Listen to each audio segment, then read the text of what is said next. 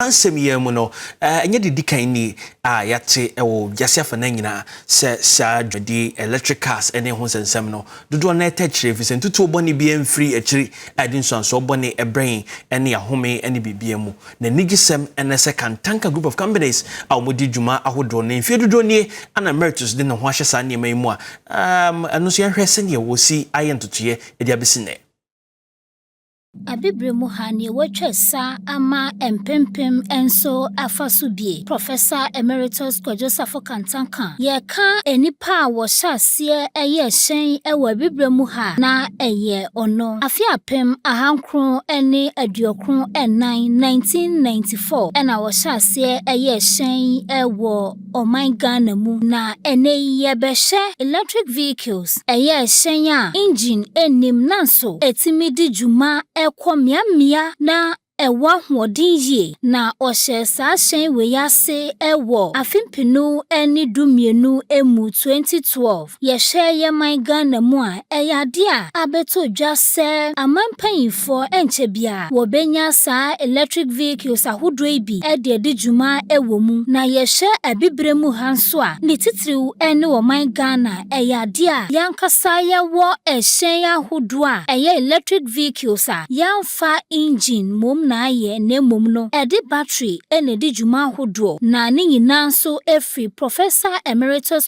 Safo Kantanka akachi ene yenhye ebra wo hyase eye saa ehyen yi afimpinu eni dumienu mu na ebra wo ye saa hyen we wo bodwa data ema de hye bebre na eba honom a wodan na di etwetweremu sede ehyen no efadi ne juma yenhye sede osi edi mu ntremu Okoda no hunu asaba ne bebie so atelamu. So you ask him and give the person a seat because when he says everybody who is coming here is coming for that purpose.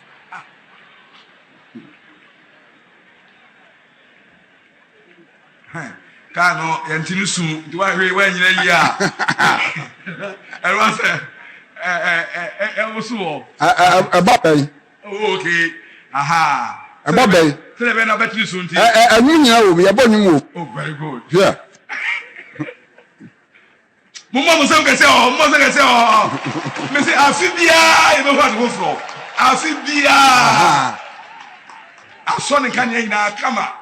Afo bebia so na mo ko say e bia na engine dem. Aha, kan mo instrument no. Yeah. Sound.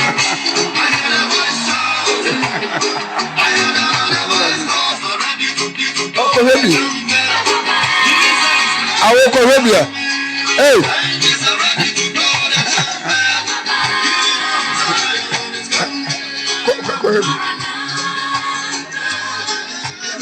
Ana only trust am I. Onkwa ye beso bia hwebie. Aha, kan na tuba no. Mo say ke say my father say fa kire mo ambo nko no. Aha, ana e ko no.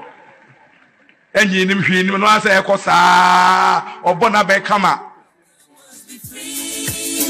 From mental slavery, Africa will be free.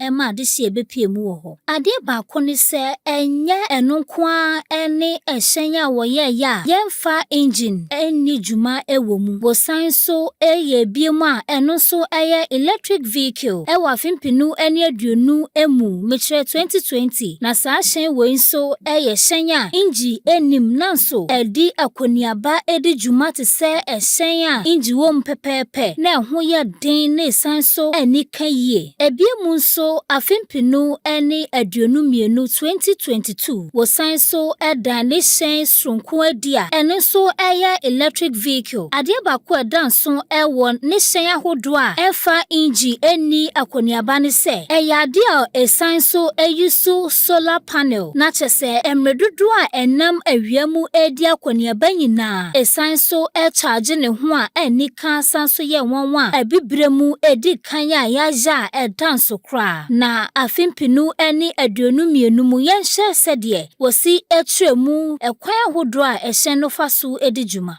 biemu nso eya afimpinu eni aduonu enan wosan so ebodwa data esan so da ehyen a ye ka ho asemi bi edi